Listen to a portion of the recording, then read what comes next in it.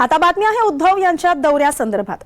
उद्धव 22 जानेवारीला काळाराम मंदिरात दर्शनाला जाणार आहेत।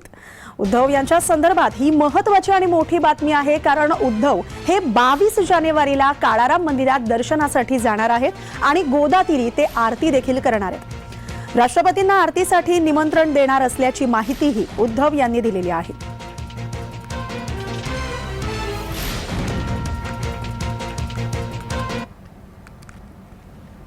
ते करतील न करतील हा त्यांचा प्रश्न आहे। आम्ही मात्र आज आपल्या माध्यमातून 22 तारखेला आम्ही काळाराम मंदिरात जाणार आहोत आणि गोदावरीला जी आरती करणार आहोत त्याच्यासाठी माननीय राष्ट्रपती महोदया मुर्मूजी यांना आमंत्रित करतो आहोत। हे आमंत्रण आपल्या माध्यमातून तर आम्ही देतोच आहोत, मात्र आमचे खासदार सुद्धा जाऊन अगदी रितसर सन्मानपूर्वक महामहोदया राष्ट्रपतीजींना हे आमंत्रण देतील। ते करतील न करतील हा त्यांचा प्रश्न आहे। आम्ही मात्र आज आपल्या माध्यमातून 22 तारखेला आम्ही काळाराम मंदिर